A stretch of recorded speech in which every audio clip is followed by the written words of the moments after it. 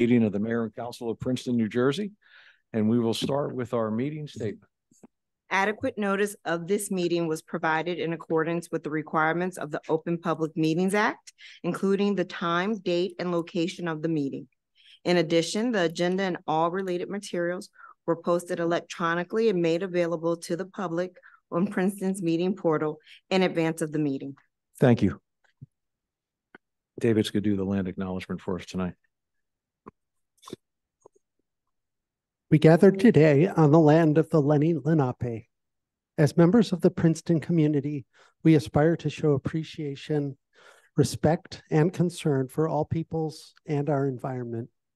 We honor the Lenape and other indigenous caretakers of these lands and waters, the elders who lived here before, the indigenous today, and the generations to come. Thank you, David. Can we have roll call, please? Ms. Perron-Lambros? Here.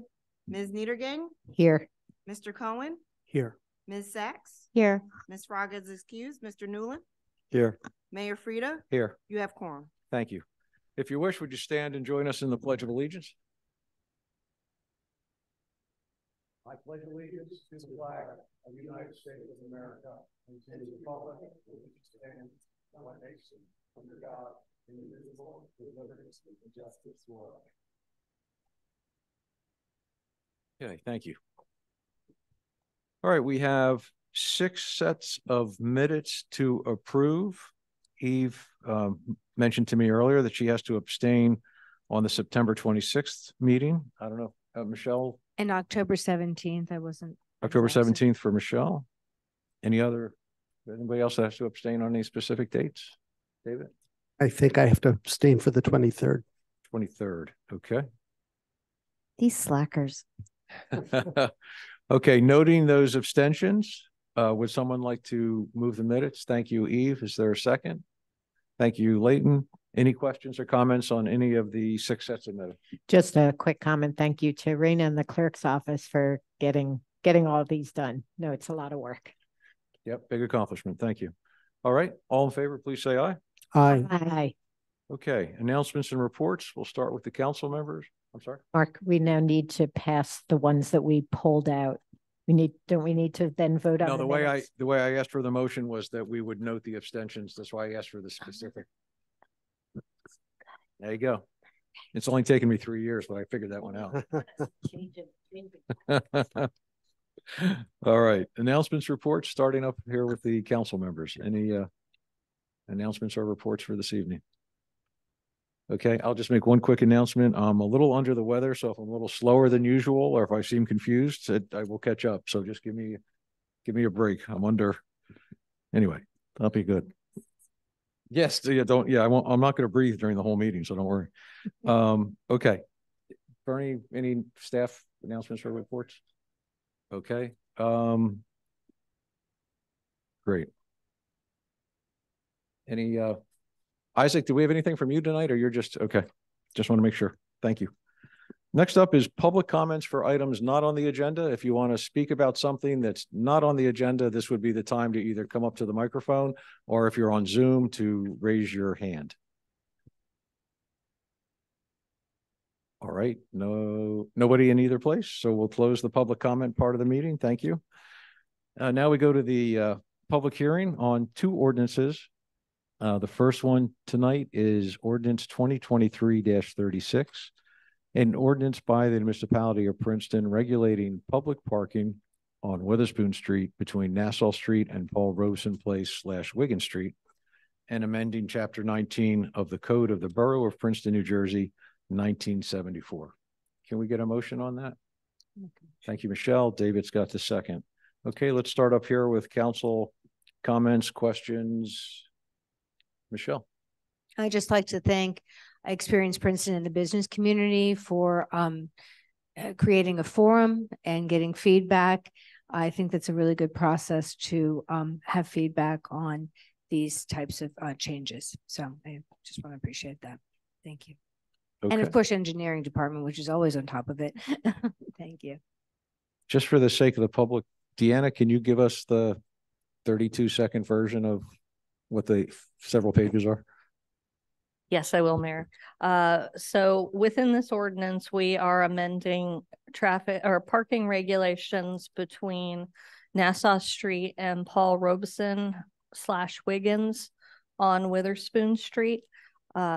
With the completion of Witherspoon Street improvements in that area, there were a few different regulations established. North of Spring Street, we had 30-minute parking in place. South of Spring Street, we have in the morning time before 10 a.m., free 3-minute parking in the service lane during loading times. And then after the loading time ends at 10 a.m., it switched over to free 30-minute parking. Based on feedback from parking operations, parking enforcement, and police, we are amending those regulations in this ordinance by establishing a 90-minute parking time period, paid parking time period in those sections. So between 6 a.m. and 10 a.m., we would continue to have loading zone activities in the service lane between Nassau and Spring Street, but it will solely be loading. We will no longer permit the 3-minute non-commercial vehicle parking.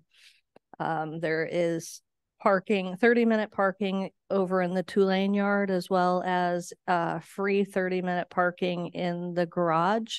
So those quick runs in and out of businesses can be accommodated by those parking locations.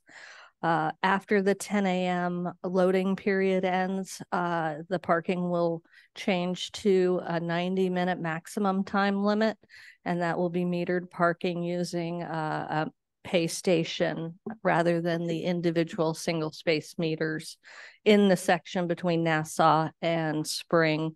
North of Spring, it would just be 90-minute parking maximum, and that would be with individual meters. And that's pretty much in a nutshell the idea of the parking ordinance. Thank you for that summary. I'm sorry, Michelle. Thank you. Thank you for that, Deanna. I just wanted to make a couple of comments. One is that going to 90 minutes, I think, was a really great idea. I wish it was mine, but it wasn't. So thank you for traffic safety. Thank you, Mia. 90 minutes being that it gives you 15 minutes to get to your 1-hour appointment and then another 15 minutes to get back. So, we floated that with businesses and they really liked it. It was a really nice compromise. 30 minutes was always too quick. So I think 90 minutes is great. I never even thought we could do that. So I thought it was a great idea. The other thing I just want to encourage people, once we go, the idea is having kiosks now so that aesthetically it would look really nice in keeping in that lovely area that we put the pavers. But I really want to encourage people to try and use Park Princeton app, which is so convenient, so easy to use, and you don't have to walk down to the kiosk. So I just wanted to mention those couple of things. And the other thing is that I know from the businesses, they are really going to work hard with the garbage and other delivery to come early.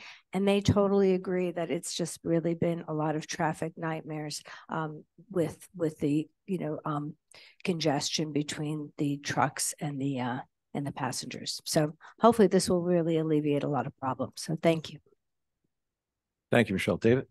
Yeah, and I just wanted to underscore, I think the importance for me of getting rid of the 3-minute free parking. I think I can count on the fingers of one hand the number of times that I've driven down Witherspoon Street and have not gotten stuck behind a garbage truck or a delivery truck parked in the travel lane because there was no space in the loading zone. And so it's really, this is a critically important improvement, not just for those delivery vehicles and for the businesses, but also for residents who have been going through the same frustrations I have. Thank you. Heath? Just real quick, I wasn't going to say anything about this, but I just want to say, we tried something, it didn't work. Okay. But, I think that I don't want to people to feel discouraged about trying new things or trying a new approach. And, but, you know, we need to evaluate as we did here and realize it wasn't working and move on to another alternative. So that's what it's all about is if it works, that's great. If not, let's move on to the next option. So. Thank you. Any other council comments? Leighton. Yeah, thanks, Mayor. Just one thing. Now we as Eve said, we realized we had not gotten it exactly right, and we moved to make it right. Just one thing. Now that we have established parameters, let us be clear. The establishments on Witherspoon Street need to make sure that within these timeframes they get their garbage picked up. We don't want to see outside of these timeframes trucks pulling up, because that's not a good look. Thank you. Okay. Any other council comments? All right. Seeing none. Anyone from the public, either in the room or on Zoom, that wants to, as usual, come up, say your name and. Your Honor, 92 Mansell Street, and also Executive Director of Experience Princeton. I don't have a long speech or formal remarks, but I do want to underscore the close collaboration that occurred between municipality. I always give my best part before they turn the microphone on. Again, Isaac Kramer, 92 Nassau Street, Director, Experience Princeton. I want to acknowledge the close collaboration between the municipality, but also the businesses in the community. The virtual meeting that we held and that we invited over 150 businesses and property owners to. We had a surprisingly good turnout rate of over 20 businesses and other stakeholders participating in that. So I think we learned a lot from that experience. To quote a famous philosopher, you don't always get what you want, but you get what you need. And I think we achieved that here tonight. So I want to give a special thank you and also hope that it characterizes many of our collaborations moving forward. Thank you. Thank you. Any other comments from anyone in the room or anybody on Zoom? All right, seeing none, we'll close the public hearing and a roll call vote, please. Yes. Ms. Niedergang, Yes. Mr. Cohen, Yes. Ms. Sachs, Yes. Mr. Newland, Yes. carried. Thank you. Next up is ordinance 2023-37, an ordinance by the municipality of Princeton regarding bicycles and similar devices and amending Chapter 8 of the Code of the Borough of Princeton, New Jersey, 1974. David.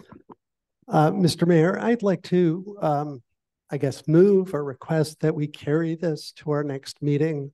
I had a lot of back and forth with staff during the day today, just about a couple of, they're really minor issues, they're definition issues. They will not change the intent of the ordinance, but I think we need a little more time to get them worked out. And I don't want to have, you know, a public hearing tonight on an ordinance that won't actually be before the body. So. Okay. All right. So that's the motion. Is there a second to that motion? All right. Eve's got the second. I just, and I agree, we don't want to get into a public hearing, but is there anyone that's here tonight that wants to speak to this that isn't available to come to next week's meeting? Okay. Yeah, I'm gonna, yeah, I usually do is there anyone online that's listening in that cannot come back for next week's meeting? So if we carry this over, I just want to make sure everybody that was hoping to talk to this tonight was able to join us again next week. All right. I don't see anyone in the room or on Zoom that has indicated that they cannot rejoin us next week. So it's been moved and seconded that we move the public hearing from tonight to next week. And I'm just going to wait till the attorney are done in case they're talking about this, just in case.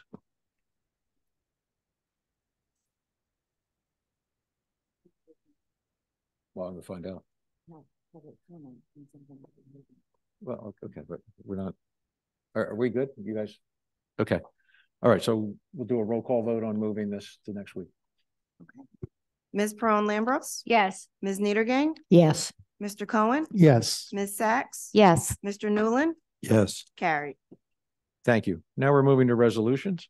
23-380, resolution of the mayor and council of Princeton to condemn and combat Islamophobia. We know we have a 6-page resolution in the package. And I see a member of, oh, you just go ahead and introduce yourself and who you're representing. Come up. Okay. Oh, I'm sorry. 1 second. No, stay there. Don't move. I told you that I'm a little off tonight. So when we just have to move the resolution, then we can have comment. My bad. Michelle's going to move it. Eve's got the second. Is there public comment? Thank you, Mayor and Council. My name is Nick DiDemizio. I'm a commissioner on the Civil Rights Commission, and I'm here to present this resolution on behalf of the commission this evening. Before I speak about tonight's resolution, I would like to express our gratitude for Council for the unanimous passage of the anti-Semitism resolution that was added to the agenda earlier this year on January 23rd. At the time, the Civil Rights Commission wrote the resolution condemning and combating anti-Semitism with hopes that it would be a blueprint for additional resolutions that would address marginalized groups in our community. Shortly after passing the first resolution, the Civil Rights Commission began working on a second resolution to address the rising concern of Islamophobia in our community. We also acknowledge the overlap with global events, and we know there is high sensitivity with the timing of passing this resolution. We would like to emphasize that our resolution condemning Islamophobia is a standalone commitment to creating a community that rejects hatred in all its forms and does not take any position on current foreign affairs, just as the resolution condemning anti-Semitism did. The Civil Rights Commission voted at our last meeting to support Council's statement, acknowledging and sharing the grief and trauma of our community in the wake of the horrific Hamas attack on and kidnapping of civilians in Israel, the outbreak of war that has ensued as a result. The Civil Rights Commission is also heartbroken about what has happened, what is yet to come, and the countless innocent civilians, Israelis, Palestinians, and others who will be harmed by further violence. We also stand in solidarity with the many local residents who are suffering due to the latest deadly escalation of this conflict. We mourn with those who have lost family and friends, and we plead for the speedy return of the hostages. We reaffirm our unwavering commitment to stand against anti-Semitism and Islamophobia. We urge members of our community to treat each other with respect and care, and to be mindful that many are experiencing trauma at this time. We want to reassure the community that the Princeton Police Department is in daily close contact with our faith communities and educational institutions to ensure the safety of all Princetonians. I'd like to now return to tonight's resolution. Islamophobia, like any form of discrimination, has no place in Princeton. We believe that passing this resolution will send a message that Princeton is committed to fostering an environment where everyone, regardless of their religion or faith, feels safe in their everyday life. We also hope that people know that reporting instances of discrimination or bias crimes to the police is of paramount importance. No matter how small you think the incident is, report it. The more that Princeton police know, the better they can educate, inform, and protect everyone in the area. As we move forward with this resolution, the Civil Rights Commission aims to follow our enabling ordinance to engage with the community and encourage dialogue and understanding. In closing, we appreciate that both resolutions have been put on Council's agenda this year. The timing could not have been more critical. I also want to thank the commissioners who worked so tirelessly on both resolutions, each almost taking a year to create. We also thank former Commissioner Afshin Shamsi for drafting the language in tonight's resolution. And we're also sorry that our council liaison, Leticia Fraga, couldn't join us tonight. Thank you for your time and consideration. Thank you, Nick. Thank you.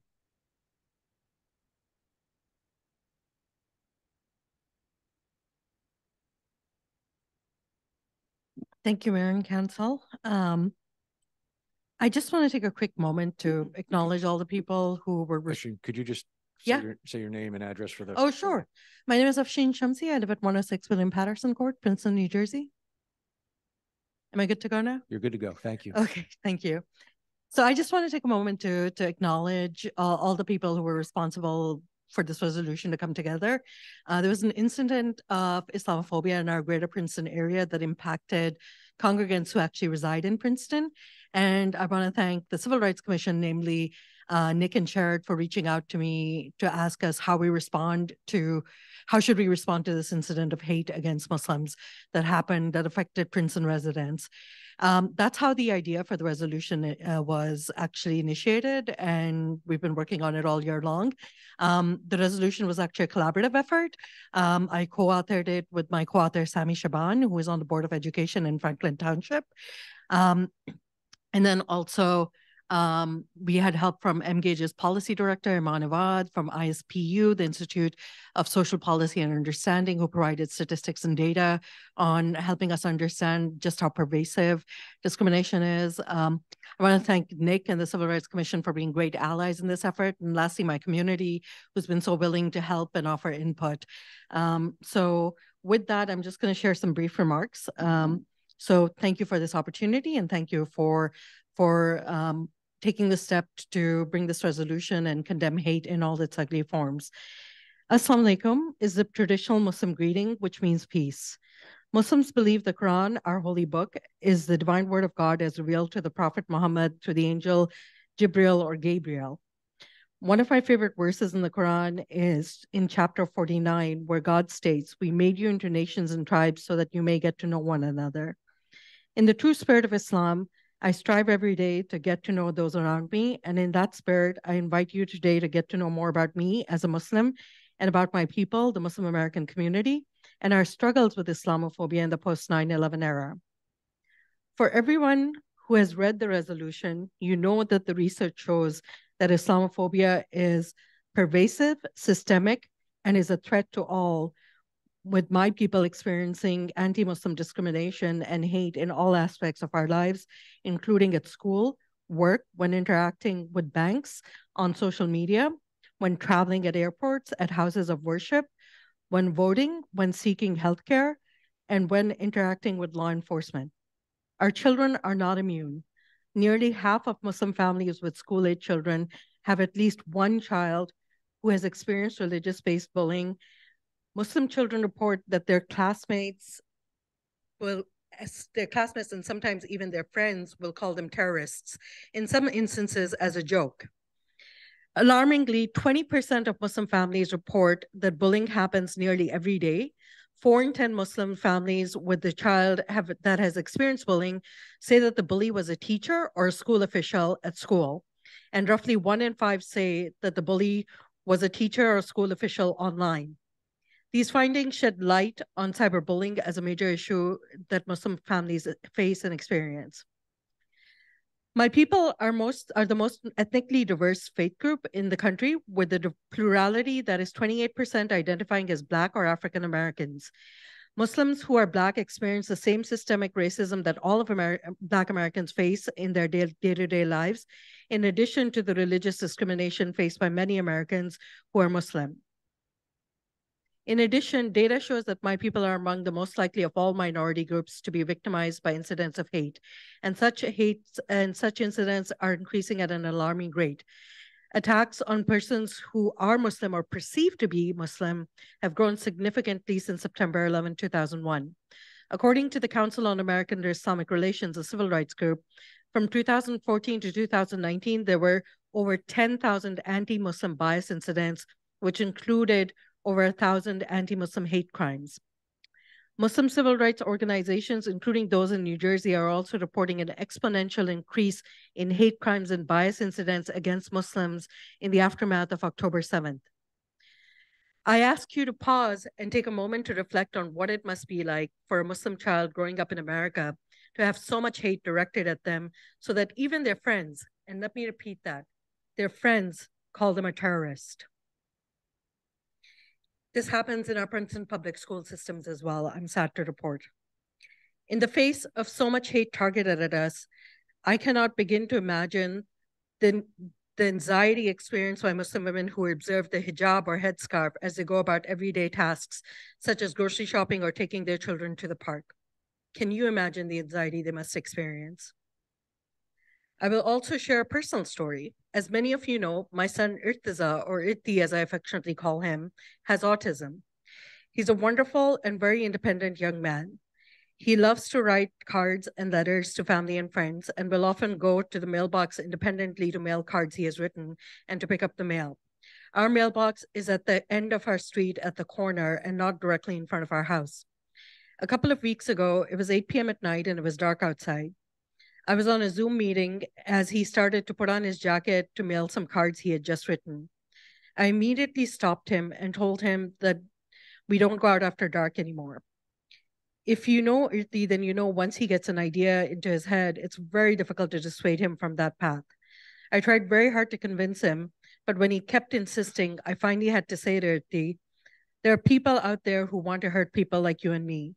We do not go out after dark anymore. We will mail the letters tomorrow morning.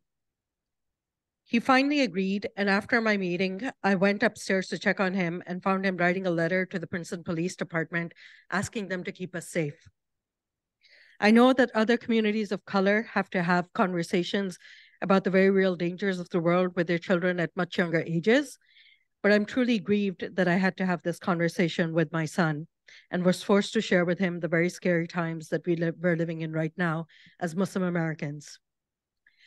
This is not the first time the Muslim American community and I personally have felt this very real fear.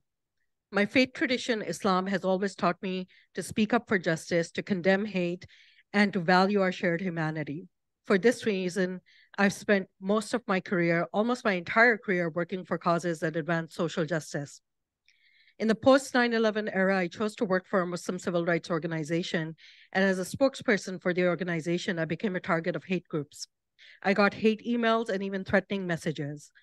I hope that our community would never have to face what it did in the post 9/11 ever again. And so I'm deeply grieved that the Muslim American community has now had to live through periods of deep hate and trauma 3 times over the last 2 decades. First through the post 9/11 era, then through the Trump era, and now in the aftermath of October 7th. What has made this horrific situation much worse has been the Islamophobic rhetoric of our leaders, which caused a loving landlord who had built a treehouse for a 6-year-old tenant, but was so radicalized by what he was hearing from our leaders and on the media that he brutally attacked and murdered Wadea Al-Fayumi in Illinois. Weeks later, 3 Palestinian Muslim students, Yasin Ali Ahmed, Kenan Abdulhamid, and Hisham Awar Thani, were shot in Vermont.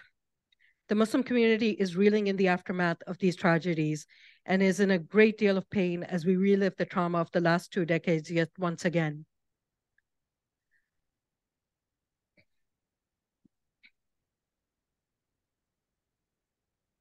We have indeed lived through and continue to live through some very scary times. I began today by sharing one of my favorite verses from the Quran, and I will close by sharing a hadith or a saying of our beloved Prophet Muhammad. Muslims are mandated by God to follow the Quran and the Sunnah or traditions of the Prophet. Prophet Muhammad, peace be upon him, said, "Whoever among you sees evil, let him change it with his hand. If he cannot do so, then with his tongue. If he cannot do so, then with his heart, which is the weakest level of faith." It is this saying of our Prophet that always compels me to speak out against injustice. And I know that all of our faiths and value systems call on us to act in the face of injustice. And so today, in honor of our shared tradition, I ask you to act against this rising tide of Islamophobia by voting yes for this resolution to condemn and combat Islamophobia. Will you join me and my people in speaking up against hate, against injustice, against Islamophobia? Thank you. Thanks, Shashin. Okay. Any council comments, questions? Oh, you. Thank you, Afshin, for that very powerful statement. And I was so sorry to hear your story about Irti and how you felt compelled to protect him in that way. And thank you, Nick, also for your eloquence, and to all the members of the CRC who I know have worked on it, who are here in support, some online, some in the room. So your work is very appreciated. Okay. Oh, Leighton. I just want to thank you for the statement and just offer that these are critically difficult times in the world that we live in. And my hope is that we do all we can as a nation, as a community, as a world, to bring about greater peace and understanding in all that we do everywhere. But thank you for offering that narrative. Thanks, Mayor. Thanks, Leighton. I'd like to thank you all for being here tonight for that, and for anyone who tuned in on Zoom for that also. All right, would everyone in favor of the resolution, please say aye. Aye. Okay, unanimous. Thank you very much. Next up is the statement of commitment. Does someone want to read the statement? Eve? I think so. It's, yes. I can do that. It's short. Okay. By adopting resolutions on Islamophobia and anti-Semitism, the municipality of Princeton reaffirms its unwavering commitment to stand against discrimination and hate. We urge members of our community to treat one another with respect and care, and to be mindful that many are experiencing trauma at this time. We want to reassure the community that the Princeton Police Department is in daily close contact with our faith communities and educational institutions to ensure the safety of all Princetonians. Thank you. Does someone want to move that statement? Thank you, Michelle. Leighton's got the second. Any comment before we vote on it? Okay, all in favor, please say aye. Aye. Okay, thank you. Thank you very much. Next up is 23-381, resolution of the Mayor and Council of Princeton supporting continuation of corporate business tax CBT at 2023 rate to fund critical open space, farmland, historic preservation, and hazardous site cleanup funding. Thank you, Eve. Is there a second? Michelle's got the second. Any questions or comments on that? All right, seeing none. All in favor, please say aye. Aye. 23-382, resolution of the Mayor and Council of Princeton supporting Green Amendment to the New Jersey State Constitution. Mia's got the motion. David's got the second. Any questions or comments on that? Eve?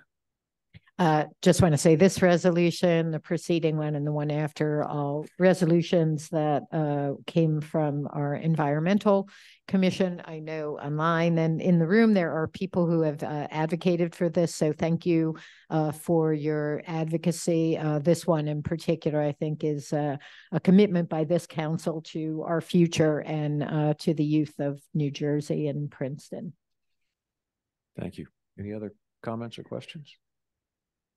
Okay, all in favor, please say aye. Aye. Aye. Oh, is there people here for this? So where did that? Okay. Did you? I know. No, sorry. That's where you pointed out. Just make sure you didn't need to jump. Did you need to jump in and say anything about that resolution, or? Oh, just come on up. Oh, you don't have to, but no, come on up.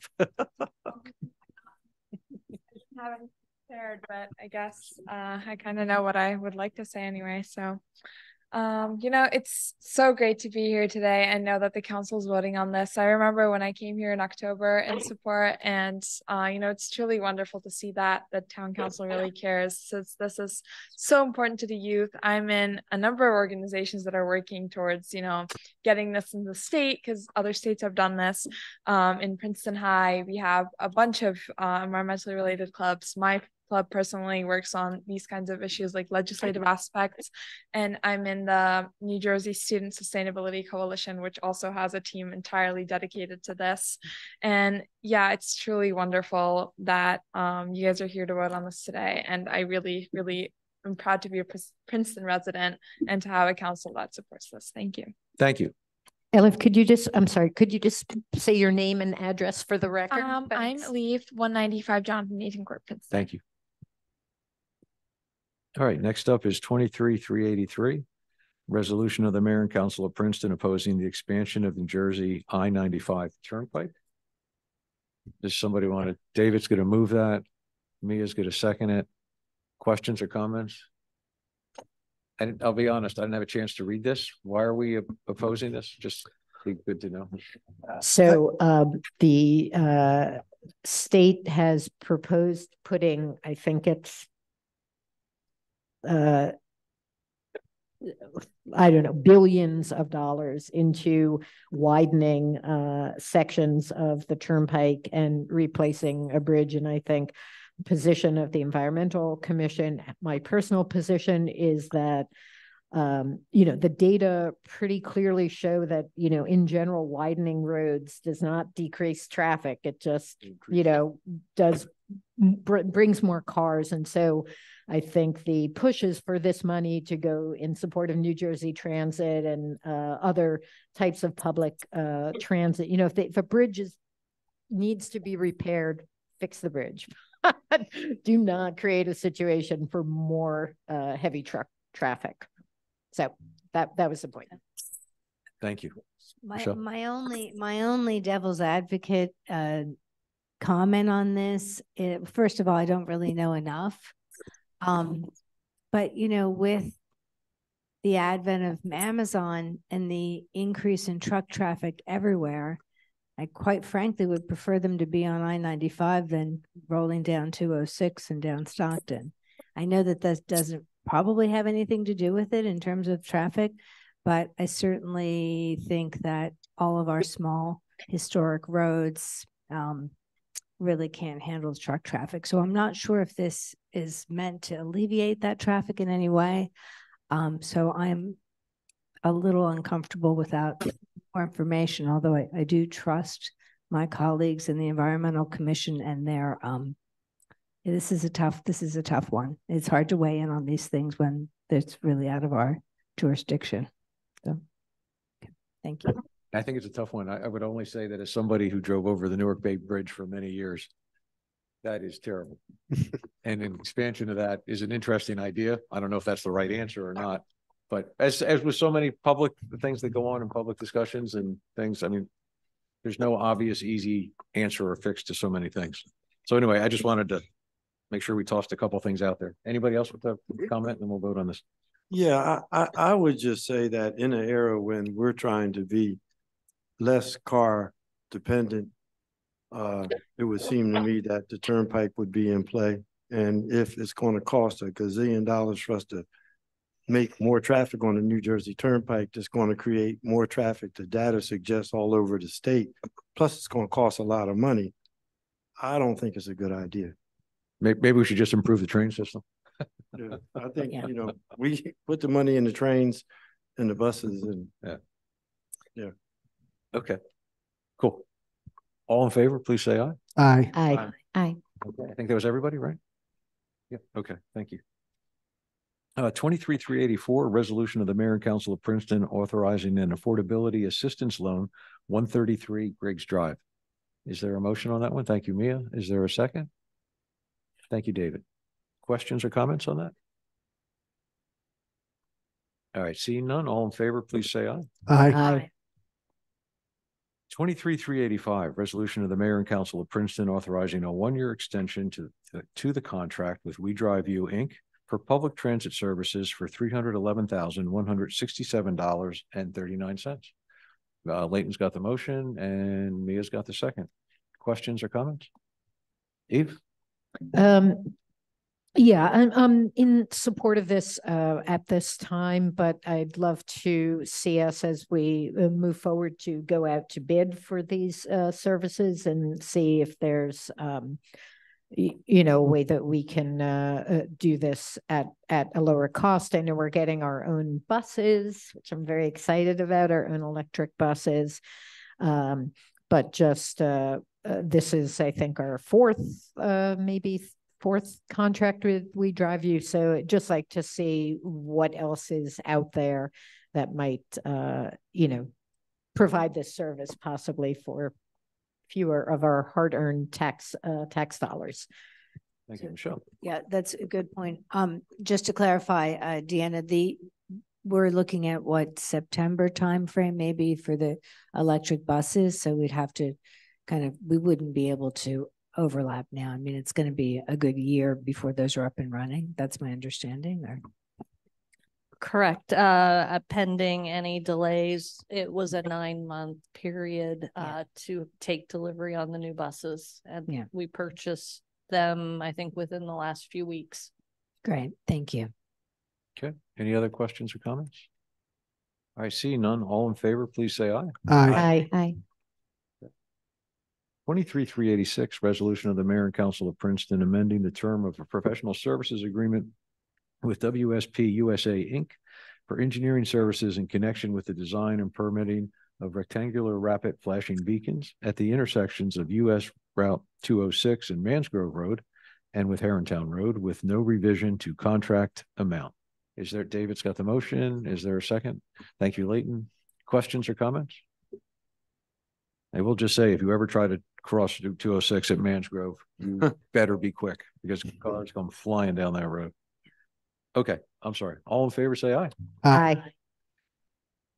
23-387, resolution of the mayor and council of Princeton authorizing the award of a professional services agreement to, or is that Aurora and Associates? I probably pronounced that wrong. PC for engineering design services for the Riverside Drive East Culvert Replacement Project for $98,500. Is there a motion on that? Thank you, Eve. Is there a second? Thank you, Leighton. Questions or comments? Eve? I have a brief comment and then a question. I just want to say this is part of council's systemic, okay, I can say that word, attention to both our sewer and stormwater infrastructure. So this is, I think, the fifth of a series of culvert replacements that are coming to us for approval of the design services. And then I think design will be done next year with implementation in 2025. But for Deanna, I picked up in the contract from Aurora, they say that they will determine a design for the culvert to safely pass the 25-year storm event. And I'm just wondering if that is what we should be designing to, given that we keep having 100-year storm events regularly.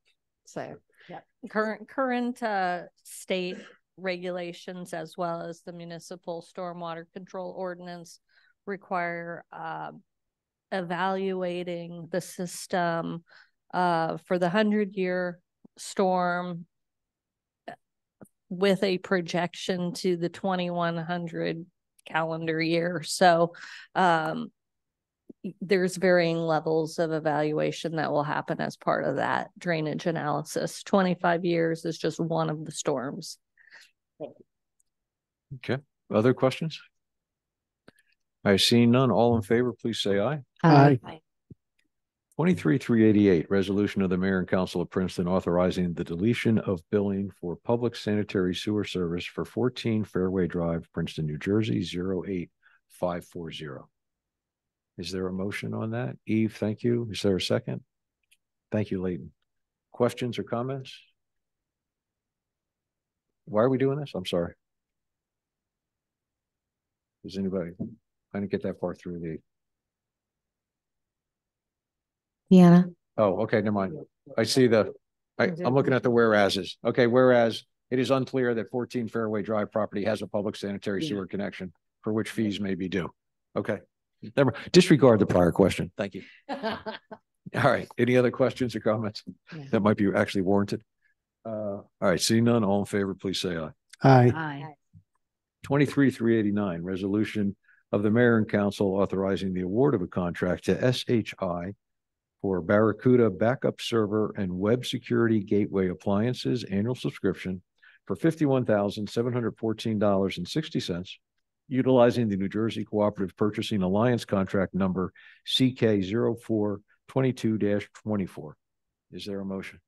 Thank you, Michelle. Leighton's got the second. Questions or comments on that? Yeah, I mean, I think it's always good when we're investing in our IT infrastructure. I don't know if Bernie has any comments about this, or Deanna, in terms of, I think Phil has been really upgrading our systems. Is there anything particular about the system? No, yeah, Phil, you're right. Phil has been upgrading our system. This is simply a renewal of a prior agreement with Barracuda for security. So I would recommend we pass it. Okay. Excellent. Thank you. Yeah.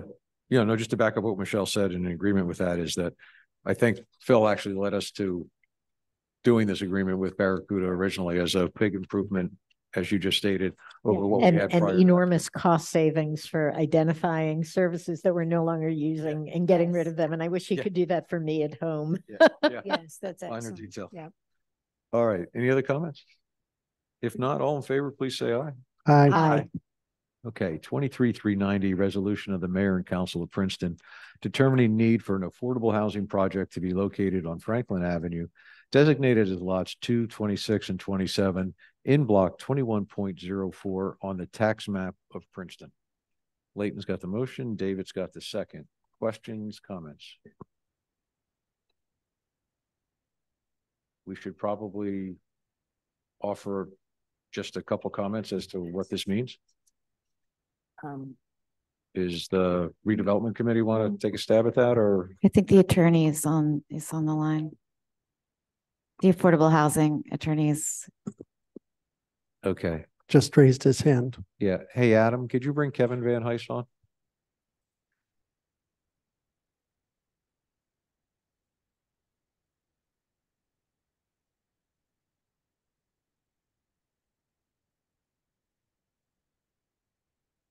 All right, stand by. We're bringing the attorney on.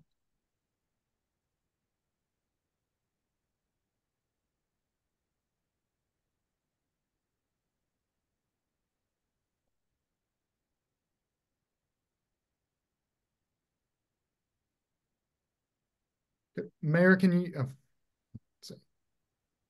Okay, Kevin? Yes, can you hear me now?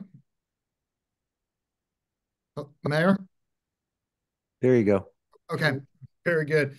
Thank you. My screen is blanking out, so I'll just, so I can't see you, I guess, while I'm talking. But yes, thank you. Just briefly, both this item and the next item. I can't hear anything. I Okay. can't hear Hey, Kevin. Kevin, Yes. just a sec. Yeah, We're- Adam, can we we're get more adjusting. volume from? Yeah, Adam's doing that Kevin? right now. All right. Hey, Kevin, just for the record, just state who you are so we have it for the minutes. Oh, yes, very good. Kevin Van Heist, Mason Griffin and Pearson, Affordable Housing Council for Princeton. Okay. You're good to go, Kevin. Thank you. Oh, good. Thank you. And I appreciate the opportunity to zoom in. Just by way of brief introduction for, let's see, for this item and the next item on the agenda. Both of these have to do with the Franklin Maple project. As we're working through all of our compliance obligations and things, these are essentially two pro forma items that need to get done so that we can proceed with continuing satisfaction of our court obligations. As everyone will remember, the Franklin Maple project was included in our plan. And at the time, one of the lots was owned by Princeton Housing Authority. The municipality owned two other lots. And so at the time, we had done a three-party agreement with the authority, Community Investment Strategies, which is the developer, and the municipality. Last month, the municipality completed the acquisition of the Maple Terrace lot, which is known as Lot 2. And with that, we're in the process now of just updating our paperwork and having the agreement reflect the two parties instead of the three. And then the resolution of need is part of the mandatory court documents that allow municipally sponsored projects. Essentially, it's just the municipality affirming that there is a need for the housing that will be produced through the proposed project. So we'll need this just to submit to the court. And ultimately, when the project is ready for actual funding applications and that sort of a thing, it will need to be submitted as part of the HMFA requirements. So these are really two kind of pro forma documents that are just needed. And now is the time to get those in place as we get ready to enter the new year. Thank you, Kevin. Any council questions or comments? Okay. I see a number of hands up, so we're gonna bring people in. Adam, could you bring the first person in?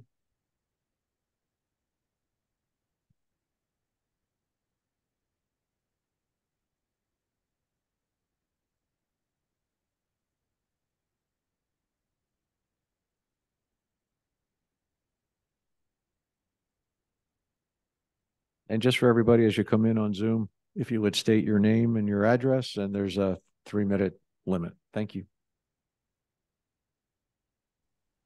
Okay. Jean? Oh, thank you. Jean Durbin, Mount Lucas Road, Princeton. Thanks for the opportunity to speak. And good news that we're honoring our affordable housing obligations. I read the resolution and I had a couple questions, please. I see that it's 160 units, 80 affordable and 80 targeted for workforce housing. I was wondering what workforce housing means and how it will be enforced or managed to ensure that it, does what it's intended to do. I saw there was a 10-year timeline for the project to be built with assistance from the developer after 5 years seeking court extensions if it hasn't happened yet. So what if that fails? Will there be any repercussions to the taxpayers? And also, how will the pilot monies be directed and for what purpose? Thank you. Thanks, Jean. Do we still have Kevin on? Adam, is Kevin still there?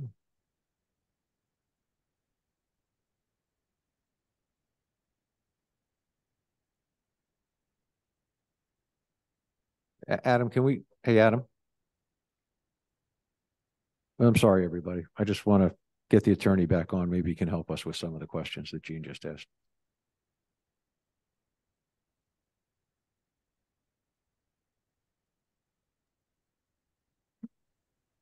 Mayor, can you hear me now?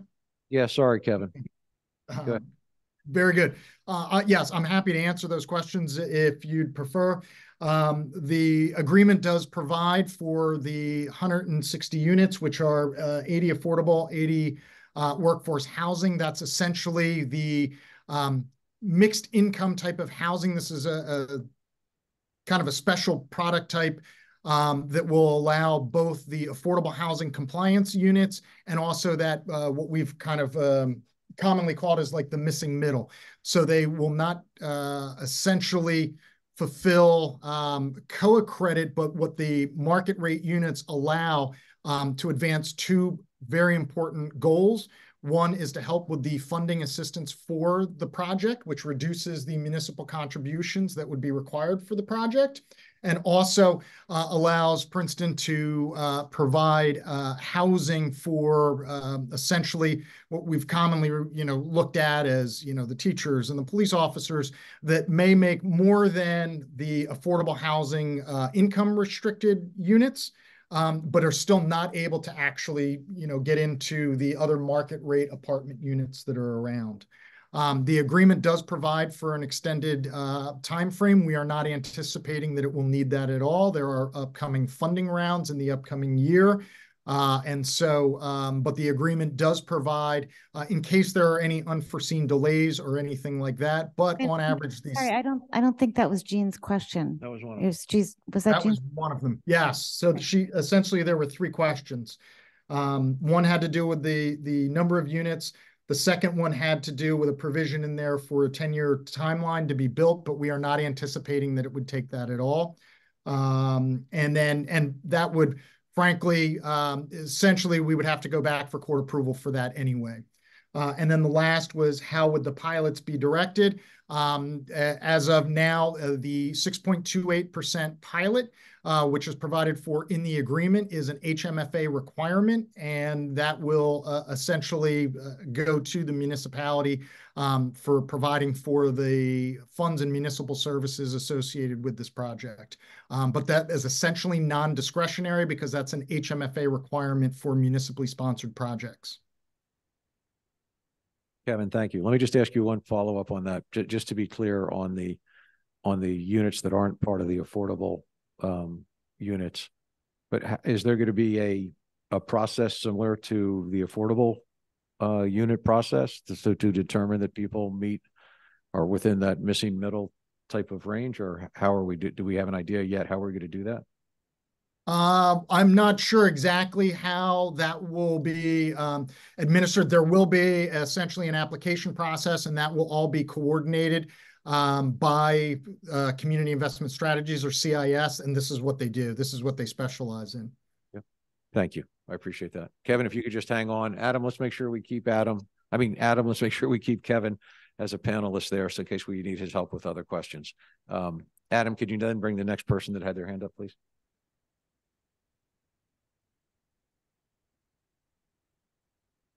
Hello, can you hear me? Yes, we can. Thank you. Hi, this is Anita Groniak, 1 Harris Road. I just wanted to say that I'm disappointed and disheartened that there's been no communication with this neighborhood, the neighborhood around the Franklin lot, since I believe it was 2010, even though there's been a series of meetings about design and a committee was formed to receive input. There is not even a friendly communication about this step to those of us who you are aware are living close to the lot and are very much impacted and actively involved. The meetings in the past were probably in response to a petition that we circulated. It had hundreds of signatures on it, supporting affordable housing, but asking for a decrease in density. There's been nothing but silence since then. So what is this neighborhood, chopped liver?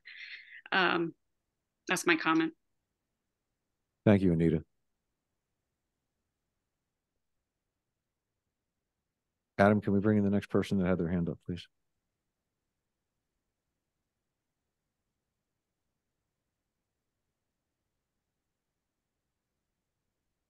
Maria?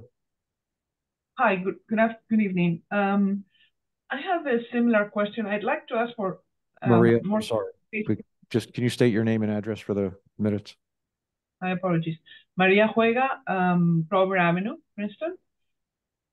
I'd like some more clarification because my understanding is that Mr. Van Hise referred both to market rate and workforce development housing. I think they're two different and distinct things. My understanding is that workforce housing is specifically limited or aimed at households that earn between 80 to 120% of the area median income. And there's an official legal definition as well as certain subsidies that would apply to that kind of housing. Is that what is intended for the 80 units, or are we talking about market rate units? Can you clarify that, please? Sure. Kevin, can you help us with that one? And I do have a follow-up question. Okay, let's try to get that one answered. Kevin? So right now, the intention is to go for workforce housing. Our settlement agreement with Fair Share, and it was approved by the court, provides for the 80 affordable housing units and with the balance, whatever the mix would be. So we are targeting workforce housing, but to the extent that the economics and or funding mechanisms and funding programs may direct to something else, we're at least keeping the options open. But at this point, we are intending to go with workforce housing.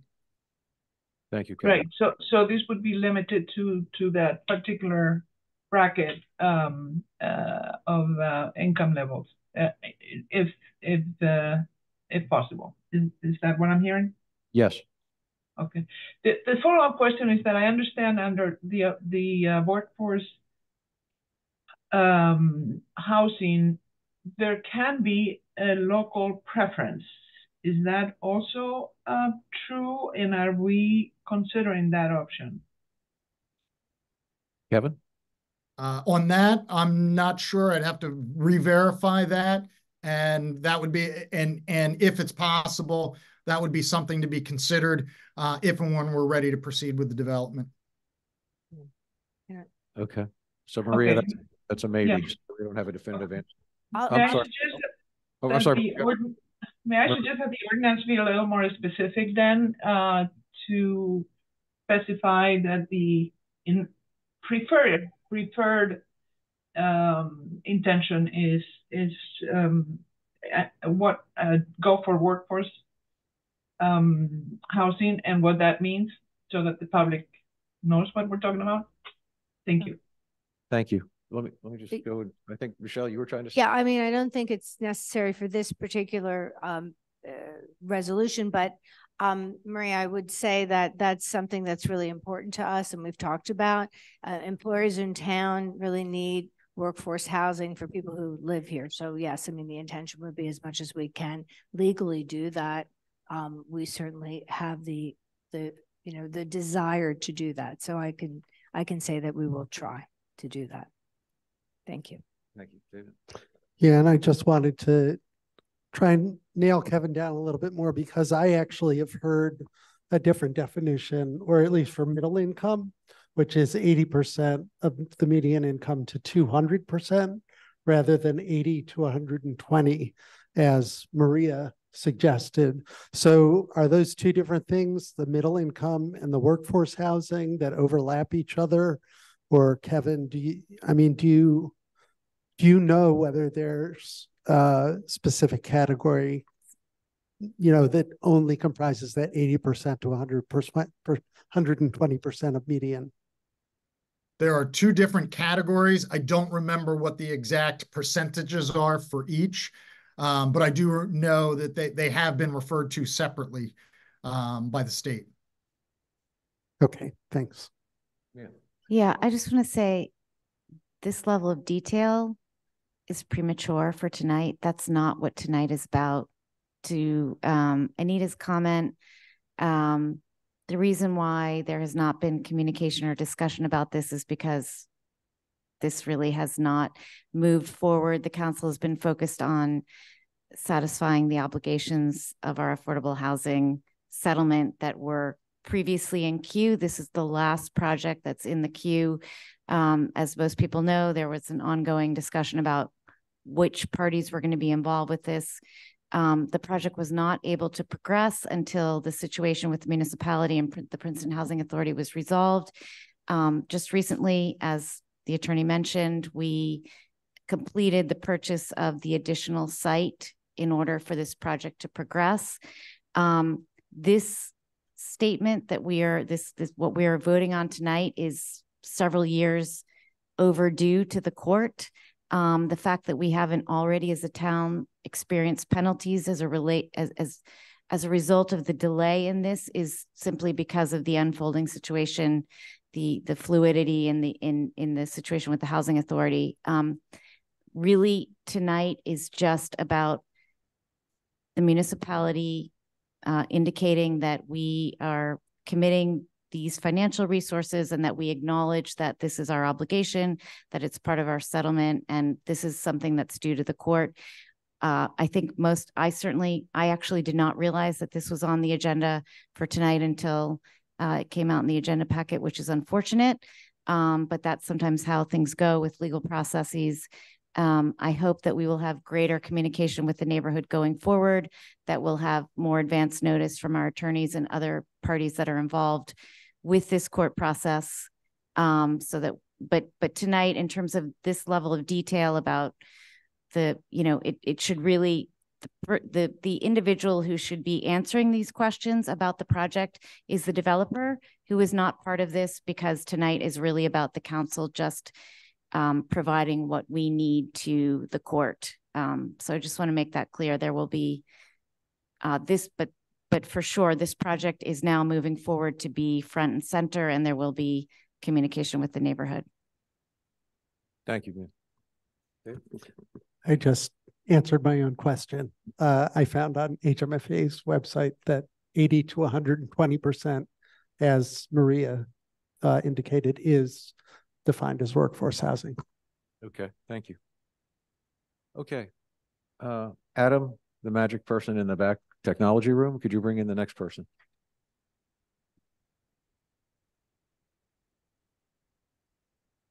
Virginia?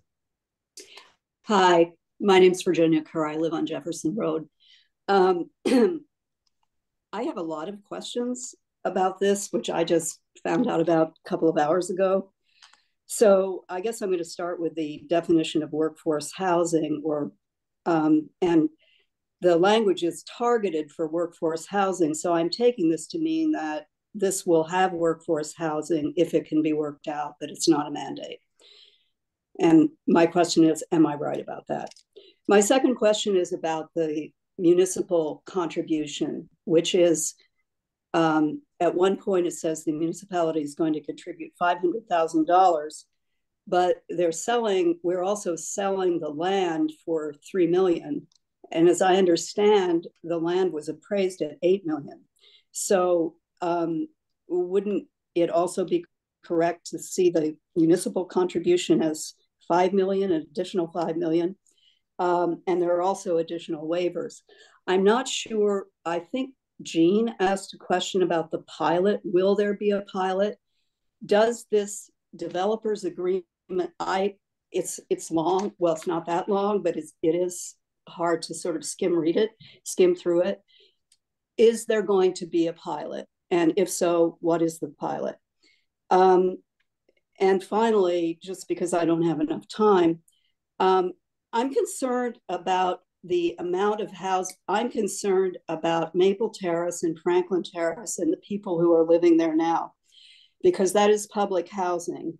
And I believe that their incomes are probably 16 to 20% of this average number. And it looks to me on I think it's page 6, where it talks about affordable housing requirements. It says that only 11 of the affordable units will be very low income units, which is 9 fewer than the public housing units that are now in Maple Terrace and Franklin Terrace.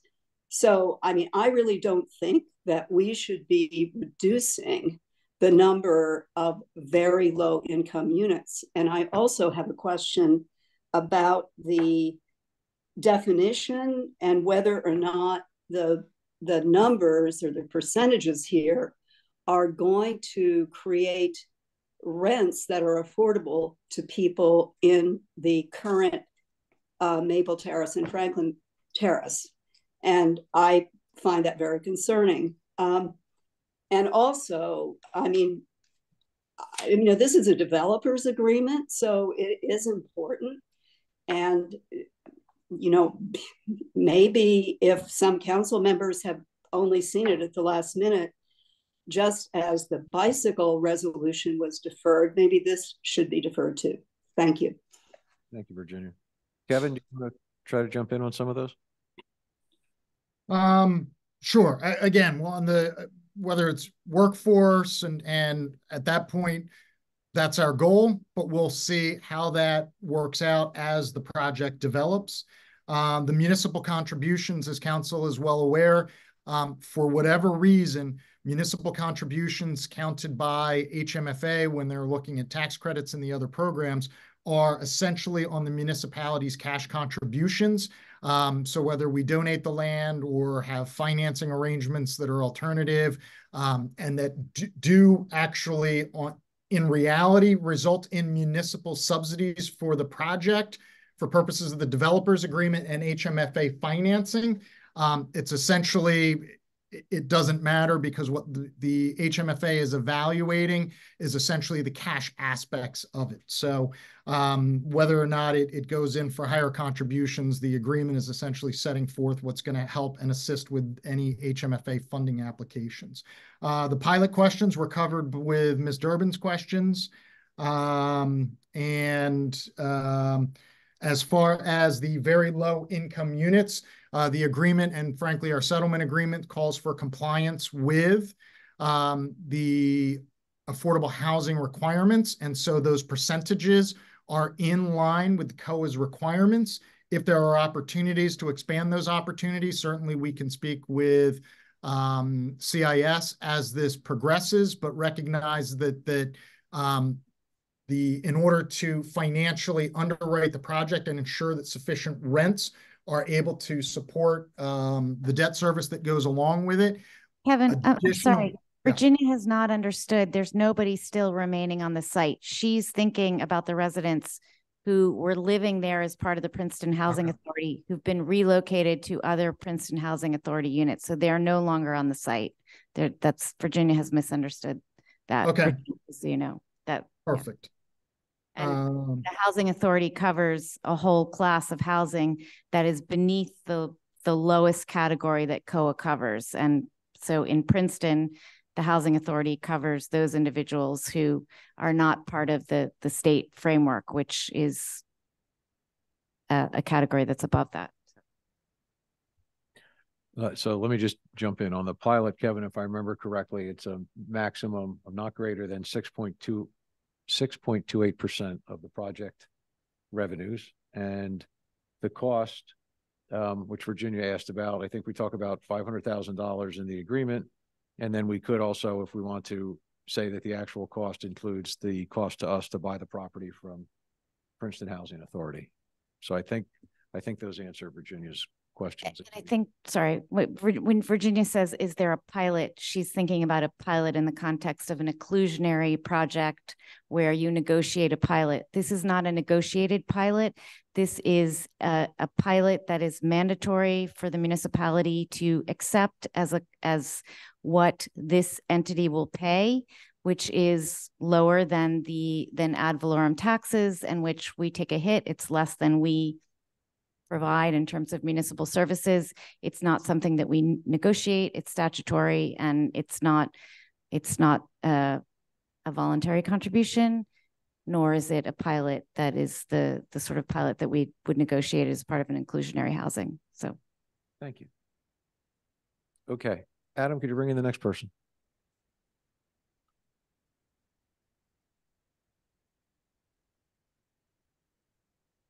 Michael? Hey, you hear me? Yes, sir. Okay. I really don't want to get into the weeds, Michael, but we need you to state your name and street you live on. Of course. Michael Floyd, Harris Road.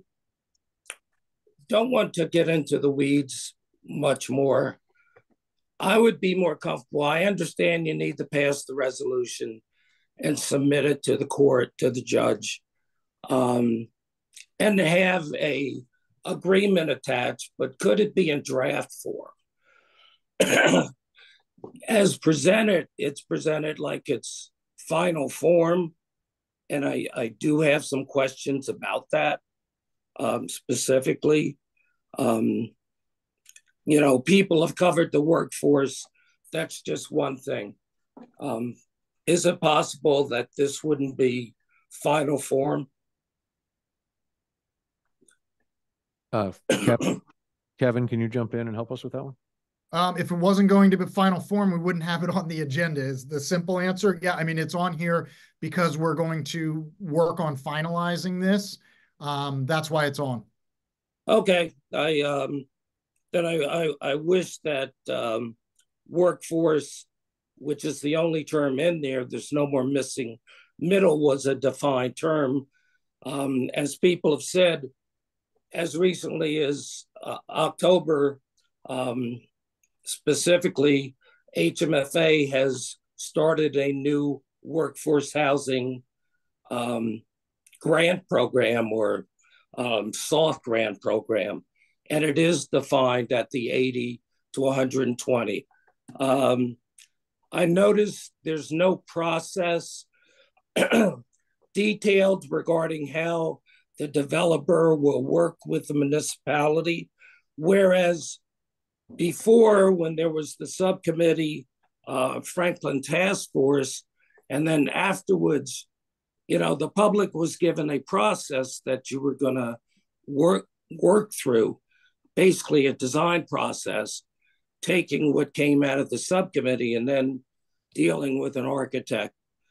Is none of that applicable anymore? Either Kevin or redevelopment.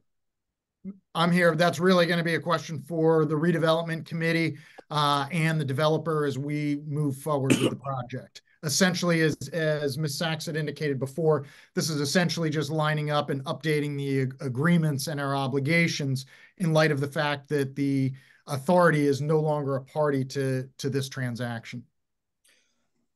Well, yeah, regardless of the authority, you had the task force recommendations is what I was saying.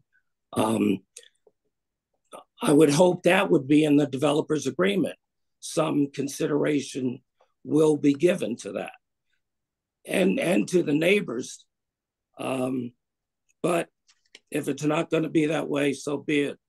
I think it should be.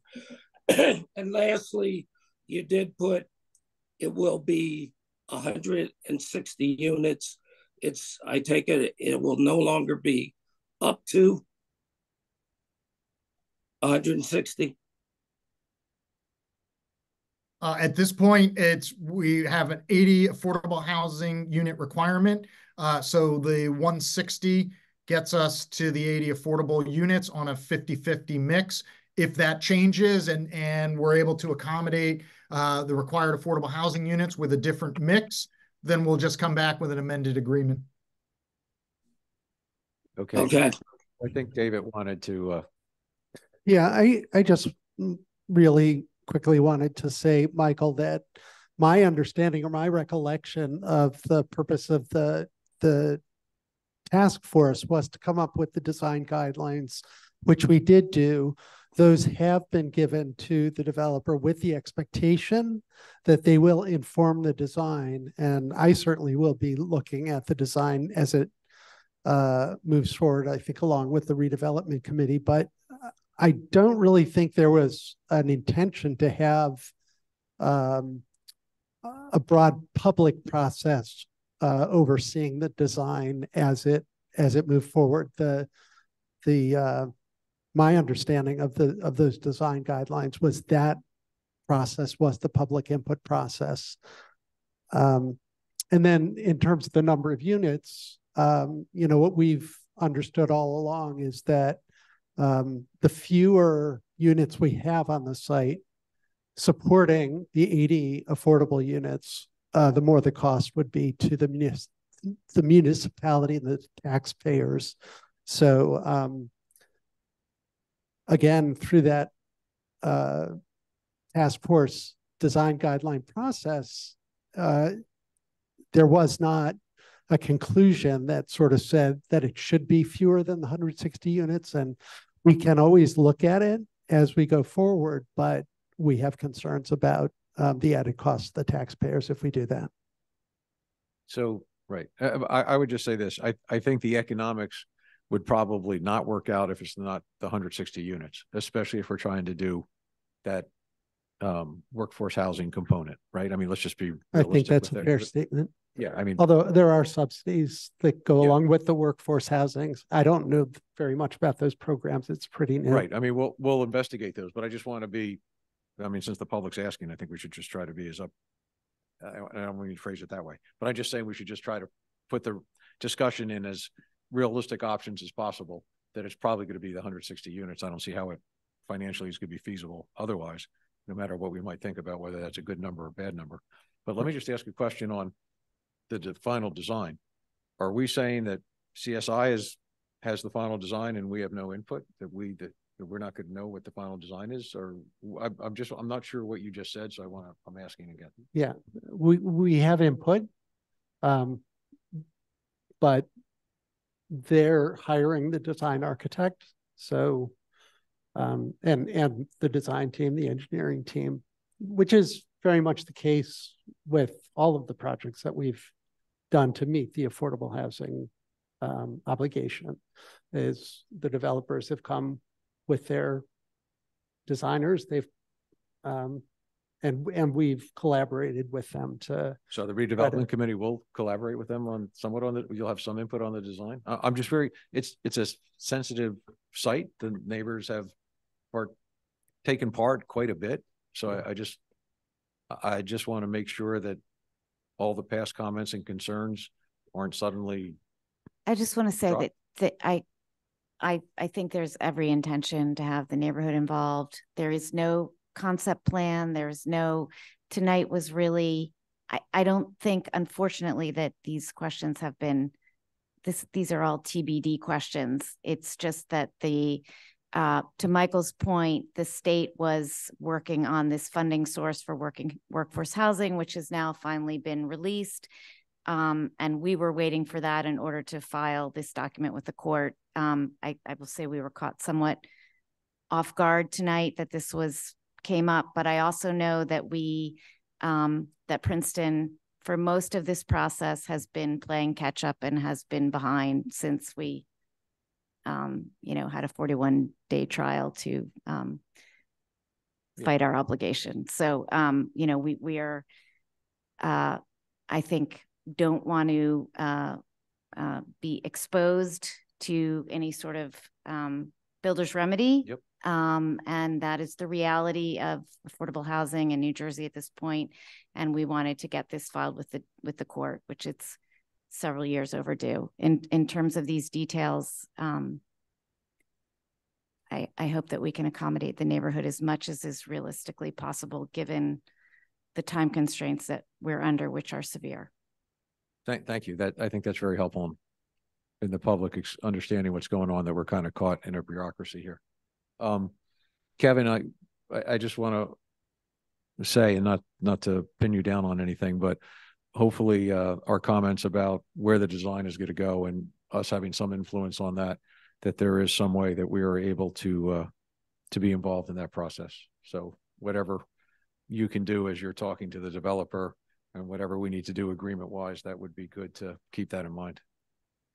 Absolutely. And Chris Folio, the principal at CIS, has essentially committed to that. And that's one of the reasons why getting the agreement in place will allow us, as we get into the new year, to actually start engaging in that process.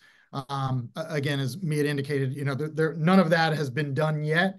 So this will allow us to kind of start and turn the page. And yes, we will be an integral party in the ultimate design, as frankly we have been with all the municipally sponsored projects that you know, we've had input and the developers have been very kind to try to incorporate as much as possible the concerns that council brings back on behalf of the residents for the development scheme.